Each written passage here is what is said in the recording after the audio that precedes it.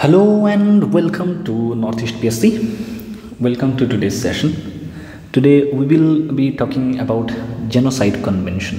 Why Genocide Convention is in news? What are the things that is happening around the world? As of today, the most glaring thing that is happening around us is the war in Palestine and Israel. Palestine और Israel के बीच में जो हो रहा है वो बहुत ही निंदनीय है for human society in this 21st century. You know, last year Mr. Modi in his meeting with Mr. Putin, not last year, in 2022, he said that it is not an age of war, it is not an era of war. ये अब हम 21वीं सदी के लगभग पहले 25 साल ख़त्म कर चुके हैं. वैसे स्थिति में अगर हम देखें, मानव समाज बहुत क्या किया है, आपका विकास किए हैं. ह्यूमन सोसाइटी हैज़ इवॉल्व्ड और like progressed so far that we do not deserve anything like this, that the war that is happening in Ukraine, the war that is happening in Gaza, or the war that is happening in Yemen or Sudan or Myanmar. Okay, so all these things are despicable to the face of human civilization, because we have progressed so much through the millions and millions of years that we do not deserve to see this kind of horrific images in front of us. So with that perspective in mind, let us begin what is Genocide Convention and try to understand International Court of Justice, International Criminal Code, how is it different from ICJ. So all these things will be discussed in this particular topic. It will be a crisp video. Okay, I hope you find it interesting enough to be glued throughout the discussion. So context, what is the context? South Africa, the country South Africa, it has approached International Court of Justice. इन्होंने international court of justice में गया है और जाके बोला है कि जो इजराइल जो कर रहा है या कर रही है, किसके ऊपर? गाज़ा के लोगों के ऊपर, it is nothing less than genocide. और इसीलिए इजराइल के खिलाफ क्या होना चाहिए? कार्रवाई होना चाहिए. इसीलिए इजराइल के खिलाफ क्या होना चाहिए? लीगल एक्शन होना चाहिए. And Israel and the Israeli leaders should be held accountable. ये आर्ग्यूमेंट लेके, ये एप्लीकेशन लेके साउथ अफ्रीका पहुंचा है. कहाँ पर? इंटरनेशनल कोर्ट ऑफ जस्टिस में. इंटरनेशनल कोर्ट ऑफ जस्टिस कहाँ पर स्थापित है? ये आपका द नेदरलैंड्स में है, ठीक है, वहाँ के हाग में है, ठीक है. सो ये हो गया आपका कॉन्टेक्स्ट. तो व्हाट इज़ द केस क्या है? तो साउथ अफ्रीका ने ये बोला है कि इजराइल के ऊपर कार्रवाई होना चाहिए. In its application south Africa ये बोलते हैं कि जो गाज़ा में जो क्योंकि क्या हुआ था 7 अक्टूबर को 2023 को हम लोगों ने क्या देखा कि हमास के जो आपका एक्सट्रीमिस्ट एलिमेंट्स हैं, इन लोगों ने इजराइल के ऊपर अटैक किया. इजराइल के जो सिविलियन पॉपुलेशन है, काफ़ी हद तक सिविलियन पॉपुलेशन को इन्होंने मारा है. And mind you, killing even one individual is almost equal to killing humanity. तो ऐसे में कितने लोगों की मौत हुई है वो इंपॉर्टेंट नहीं है. इंपॉर्टेंट ये है कि क्या वहाँ पर एक भी इंसान मरा है. The answer is yes. So that was despicable. ठीक है, एक इंसान मरा है तो उसके loved one will miss that person. उसके मॉम डैड होंगे, उनके आसपास के लोग होंगे, उसका कोई बच्चे हो सकता है. तो ये तमाम चीज़ें हम लोग नहीं सोचते हैं कि जब भी कहीं पे वॉर होता है we see it through the perspective of national interest. नहीं भाई, जो आम इंसान है उसका क्या गलती है, उनके लव्ड वन क्या गलती है. तो वो सारी चीज़ें हैं. तो ये जब 7 अक्टूबर को हुआ, उसके बाद इजराइल ने बोला अच्छा बेटा, तुमने हमारे ऊपर अटैक किया, चलो हम तुमको सिखाते हैं एक सबक. वो सबक ऐसा होगा कि तुमको सदियों तक याद रखोगे. तो फिर इजराइल ने जो ऑफेंसिव शुरू किया, ठीक है, आज तक more than 25,000 people have been killed by Israeli forces within Gaza territory. ठीक है, तो ये एप्लीकेशन में साउथ अफ्रीका बोलते हैं कि यहाँ पर क्या हो रहा है, आपका जेनोसाइड हो रहा है. And Israel has transgressed from the provisions of article 2 of the convention. तो जेनोसाइड कन्वेंशन में आर्टिकल 2 के अंदर जो भी प्रोविजंस हैं, उस प्रोविज़न को तो पूरी तरह से इन्होंने वायलेट किया है. इन्होंने पूरी तरह से क्या किया है, मतलब उसका खारिज किया है, उसका उल्लंघन किया है. ठीक है. सो दिस आर्टिकल, ये जो आर्टिकल 2 है, ये क्या बोलते हैं? It defines genocide to mean acts committed with intent to destroy wholly और partly a national, ethnic, racial और रिलीजियस ग्रुप. तो जेनोसाइड क्या है, उसका अगर मतलब आप देखें तो जेनोसाइड कन्वेंशन के आर्टिकल 2 में ये बताया गया है कि कोई भी ऐसा हरकत जो किया गया है, कोई एक नेशनलिटी को पूरी तरह से ख़त्म करने या फिर पार्टली ख़त्म करने के मकसद से, एक एथनिक ग्रुप को या फिर एक रेशियल ग्रुप को, एक रिलीजियस ग्रुप को, उसको जेनोसाइड कहा जाएगा। ठीक है, तो इजराइल साउथ अफ्रीका ने बोला है कि ये जो आर्टिकल 2 है इसको वायलेट किया है, और जो है इजराइल जो गाज़ा में कर रहे हैं वो इसलिए कर रहे हैं क्योंकि वहाँ के लोग इस्लाम के फॉलोअर हैं और वो लोग अरब ओरिजिन के, इसीलिए वो लोग इसको एलिमिनेट करना चाहते हैं। The ICJ will eventually decide, ठीक है, कि इजराइल गलत है कि नहीं, ये देखेंगे। ये हमारा कॉन्टेक्स्ट यहाँ पर एस्टैब्लिश हम लोगों ने कर लिया।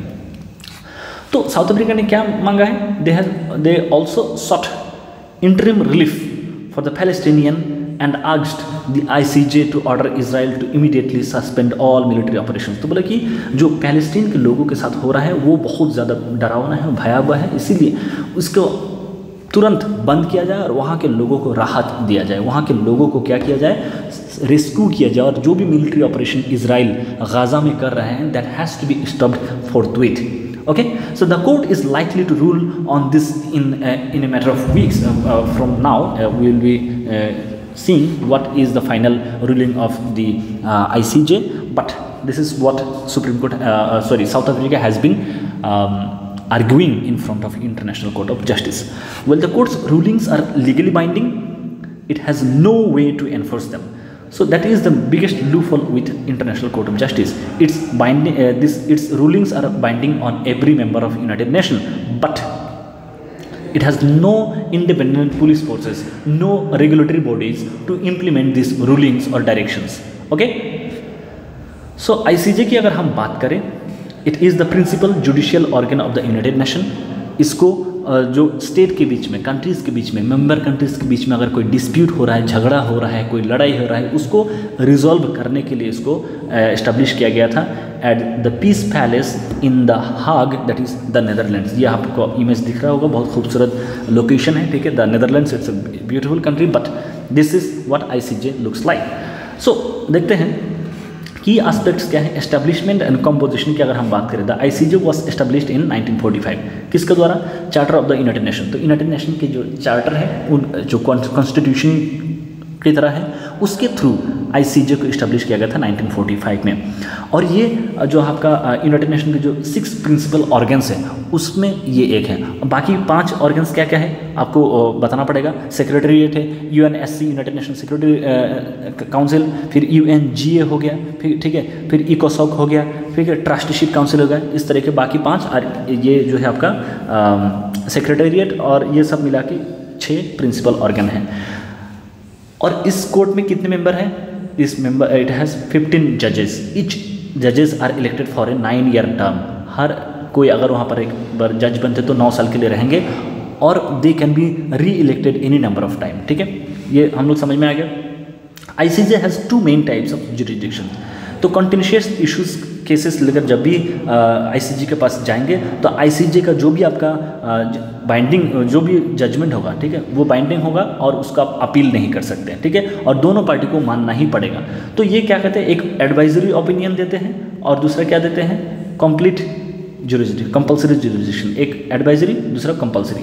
तो एडवाइजरी ओपिनियन में क्या होता है कि ICJ क्या करता है, it can provide advisory opinions on legal questions refer to it by the United Nation organs and specialized agencies. तो अगर कोई भी यूनाइटेड नेशन या फिर यूनाइटेड नेशन के अंदर की जो अलग अलग बॉडीज़ हैं, ये ICJ के पास जाता है कुछ ओपिनियन के लिए, कुछ एडवाइसेस के लिए। जिस तरह से under article 143 of Indian constitution 143 के तहत President of India can refer any matter to Supreme Court और उनका एडवाइस, लीगल एडवाइस ले सकते हैं। ठीक है, तो इसी तरह से यहाँ पर जो है आपका ICJ भी एडवाइस प्रोवाइड करते हैं। दूसरा क्या है, जब while ICJ generally requires the consent of both the parties for contentious cases, अगर कोई भी आपका कंट्रोवर्शियल केस सामने आया है, उस केस को सुनवाई करने के लिए दोनों पार्टी की मौजूदगी और दोनों पार्टी की जो आपका ओपिनियन है वो लेना ज़रूरी है। दोनों पार्टी एग्री होना पड़ेगा, तभी ICJ एक केस के ऊपर सुनवाई शुरू कर सकता है।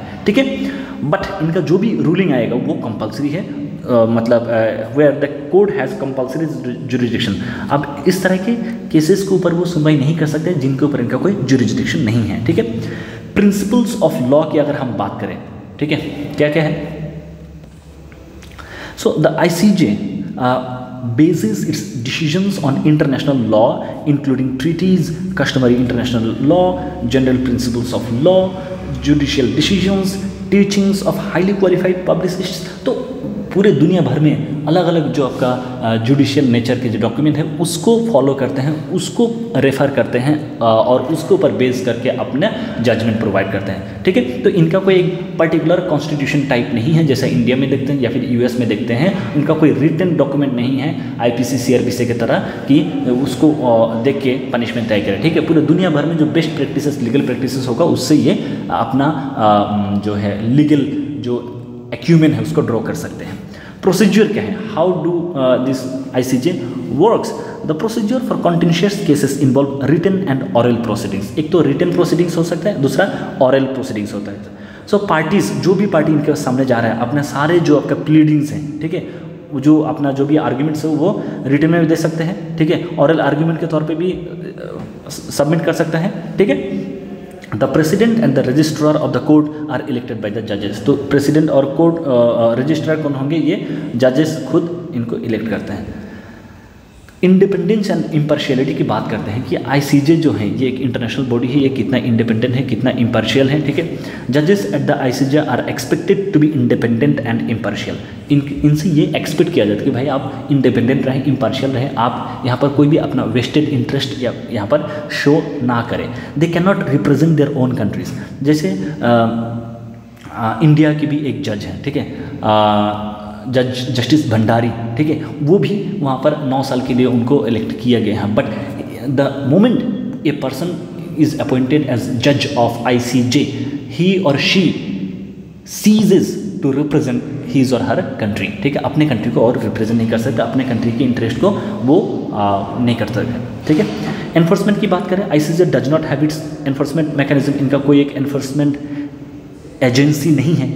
Instead it relies on the parties willingness to comply with its judgments. तो जो भी कंट्री के ऊपर ये जजमेंट प्रोवाइड कर रहे हैं या फिर अनाउंस कर रहे हैं, उस पार्टी के ऊपर डिपेंड करेगा कि whether that party is willing to follow the judgment or not. Okay, फिर यूएन सिक्योरिटी काउंसिल में be involved in ensuring compliance in certain cases. कुछ केसेस में यूएनएससी बोलेगा कि बेटा जैसा है तुम ये रूलिंग जो है ये मान लो, वरना क्या होगा, हम तुम्हारे ऊपर सैंक्शन लगा सकते हैं। तो कुछ केसेस में यूएनएससी भी इंटरवीन करते हैं ताकि आईसीजे का जो भी वर्डिक्ट है, जजमेंट है, वो कंट्रीज फॉलो करें। ठीक है, क्योंकि ये बाइंडिंग है, बट हर एक कंट्री के पास, हर एक कंट्री के ऊपर इम्प्लीमेंट करने के लिए आईसीजे के पास कोई लॉ एनफोर्समेंट एजेंसी नहीं है। इंटरनेशनल लॉ डेवलपमेंट में आईसीजे का क्या रोल रहा है? It contribute to the development of international law by establishing precedents and certifying legal principles. Its judgments often serve as authoritative interpretations of international law. ठीक है, तो आईसीजे की अगर हम बात करें, इंडिया और आईसीजे के बीच में कुछ रिश्ता देखने की कोशिश करते हैं। What has been India's engagement with ICJ? तो India has had several interactions with ICJ, ठीक है, over the years involving both contentious and advisory. कुछ सीरियस मामले को लेकर भी हम गए हैं और कभी कभी आईसीजे का ओपिनियन लेने के लिए भी गए हैं। तो कुलभूषण जाधव का जो केस है वो सबको पता होगा, सब ने कुछ ना कुछ इसके बारे में सुना होगा, लेकिन उसको देखने का क्या है। 2017 में इंडिया ने आईसीजे के पास गया कि जो कुलभूषण जाधव जो हैं इंडियन नेवी ऑफिशियल जो पाकिस्तान के जेल में बंद हैं, उनके ऊपर डेथ पेनल्टी लगाया गया था मिलिट्री कोर्ट के द्वारा, पाकिस्तान के मिलिट्री कोर्ट के द्वारा। तो उसके अगेंस्ट जो हैं आईसीजे में पहुंच जाते हैं। ठीक है, India argued that Pakistan had violated the Vienna convention. ठीक है, और वियना कन्वेंशन क्या होता है, इसके ऊपर हम लोगों ने वीडियो बना है, आप देख सकते हैं अब हमारे चैनल में। तो इंडिया ने बोला कि पाकिस्तान ने वियना कन्वेंशन को क्या किया है, वायलेट किया है। ठीक है, कॉन्सुलर रिलेशन के लेकर, और इसलिए जो जाधव के, कुलभूषण जाधव के साथ जो हो रहा है वो गलत है। हमें चाहिए कि आईसीजे इंटरवीन करें और जो कुलभूषण जाधव का जो राइट है उसको अपहेल्ड करें। So in its judgement delivered in July 2019 ICJ ने ये बोला कि इंडिया जो आर्ग्यूमेंट कर रहा है वो सही है। ठीक है, और पाकिस्तान ने क्या किया है, वियना कन्वेंशन के जो ऑब्लिगेशंस है उसको ब्रीच किया है, उसको वायलेट किया है। और the court called for a review of Jadav's conviction and sentence and for consular access to be provided। तो जो जहाँ पर डेथ पेनल्टी था उसको लाइफ सेंटेंस में कन्वर्ट कर दिया है। फिर ये तो हो गया कॉन्टेंशियस इश्यूज लेके गए थे। इंडिया एडवाइजरी इश्यूज में भी गए कि हमें कुछ एडवाइस दीजिए, हमें कुछ निर्देश तो नहीं कहेंगे, कुछ उपदेश दीजिए, ठीक है। तो किसको लेकर गया था? On the legality of threats और यूज़ ऑफ न्यूक्लियर वेपन्स। तो न्यूक्लियर वेपन्स इस्तेमाल करने का क्या क्या थ्रेट्स हो सकता है, क्या क्या चैलेंजेस होते हैं, उसको लेकर एडवाइस लेने के लिए गए थे, ठीक है। तो आईसीजे अपने ओपिनियन में क्या बोला कि the threat or use of nuclear weapons would generally be contrary to the rules of international law applicable. जो भी हमारे अंतर्राष्ट्रीय जो आपका कानून है, जो लॉ है, उन सारे कानून के खिलाफ जाएगा अगर कोई भी कंट्री न्यूक्लियर वेपन को इस्तेमाल करते हैं, ठीक है। अगर कोई भी आर्म्ड कॉन्फ्लिक्ट में आपने न्यूक्लियर वेपन का इस्तेमाल किया तो इंटरनेशनल लॉ को आप वायलेट करेंगे, ठीक है। चाहे आप उसको लॉफुल तरीके से इस्तेमाल कर रहे हैं, अपने सेल्फ डिफेंस में इस्तेमाल कर रहे हैं, ठीक है, आप कैसे भी करें। तो इन्होंने उनको वो नहीं कहा कि आप सेल्फ डिफेंस में इस्तेमाल कर सकते नहीं कर सकते, उन्होंने बस ये बोला कि अगर आप न्यूक्लियर वेपन इस्तेमाल करते हैं तो it will be contrary to the norms of international law, ठीक है। दूसरा बात क्या है, और एक केस था obligations concerning negotiations relating to cessation of the nuclear arms race and to nuclear disarmament. इसको लेकर क्या था कि India was not a party to this case, but ICJ अपने ओपिनियन में ये बोला है कि the legal obligations concerning negotiations relating to the cessation of the nuclear arms race and nuclear disarmament. तो अगर आप न्यूक्लियर आर्म्स को कम करना है, न्यूक्लियर आर्म्स अगर आपके पास है उसको डिसआर्म करना है, उसको ख़त्म करना है, तो ये इसका एक लीगल ऑब्लिगेशन होना चाहिए हर कंट्री के ऊपर, ठीक है। और ये जो आईसीजे है इन्होंने तवज्जो दिया, it emphasise that the obligation of all states to pursue negotiations in good faith of for nuclear disarmament. हर एक कंट्री को साथ में आना चाहिए, बातचीत करके जो न्यूक्लियर वेपन्स उसको ख़त्म करने की कोशिश करना चाहिए, ठीक है। Certain phases of the continental shelf case क्या था, in the early years of independence India क्या था, एक केस में फंस गया था। वो केस क्या था, maritime boundaries and the continental shelf, कि इंडिया का मैरीटाइम बाउंड्री क्या होगा, कॉन्टिनेंटल शेल्फ कितना तक जा सकता है, क्या ये बेस लाइन तक है, क्या ये एक्सक्लूसिव इकोनॉमिक जोन तक है, क्या ये आपका इंटरनेशनल वाटर तक है। तो इसको लेकर एक केस था जो आपका आईसीजे के पास चला गया, ठीक है। और ये कॉन्टिनेंटल किसके बीच में था, इंडिया एंड पाकिस्तान के बीच में था, ठीक है। तो आईसीजे ने अपने जो है इस केस को लेकर These instances illustrate India's engagement with the ICJ, reflecting its commitment to international law. तो इंडिया ने हमेशा इंटरनेशनल लॉ को रेस्पेक्ट किया है, इंटरनेशनल लॉ को फॉलो करने की कोशिश किया है, ठीक है। इंडिया जो है like other United Nation member states has recognised the ICJ's role as the principal judicial organ of the United Nation. तो इंडिया ने हमेशा आईसीजे की जो रोल है उसको आइडेंटिफाई किया है, आईसीजे के जो रोल है उसको रेस्पेक्ट किया है, ठीक है। तो आईसीजे और आईसीसी जो है इंटरनेशनल कोर्ट ऑफ जस्टिस और इंटरनेशनल क्रिमिनल कोर्ट के बीच में क्या सिमिलरिटीज़ है, क्या डिफरेंसेस को देखने की कोशिश करते हैं। ये भी एक इंटरेस्टिंग पॉइंट हो सकता है समझने के लिए। The ICC is a permanent international criminal court, ये क्रिमिनल केसेस को लेकर डील करता है, ठीक है। ये कहाँ पर है, ये भी हाग में ही स्थापित है जहाँ पर आईसीजे है। और किस तरह के केसेस को देखते हैं, most serious crimes of international concept, जैसे आपका जेनोसाइड, वार क्राइम्स, ठीक है, crimes against humanity and the crimes of aggression, इस तरीके की केसेस को हैंडल करते हैं कौन, आईसीसी, ठीक है।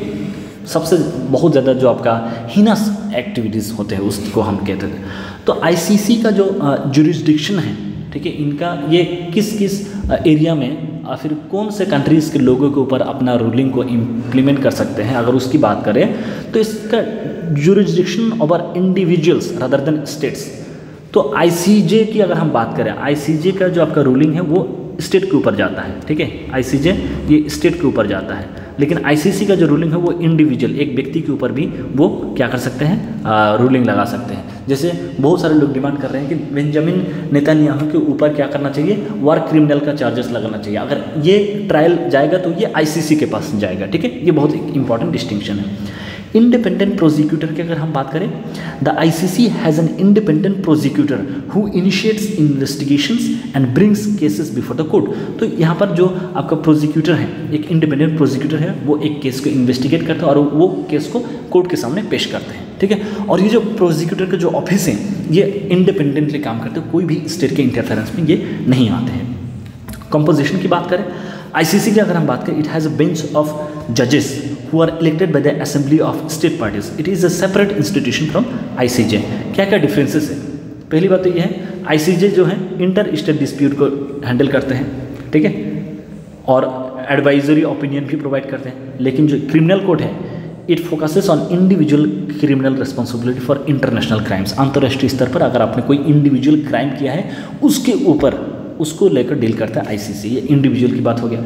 फिर बाइंडिंग नेचर ऑफ डिसीजन की बात करें तो इंटरनेशनल कोर्ट ऑफ जस्टिस का जो डिसीजन है वो बाइंडिंग है on the parties involve in a case, और आईसीसी का भी जो डिसीजन है it is binding on the individuals prosecuted.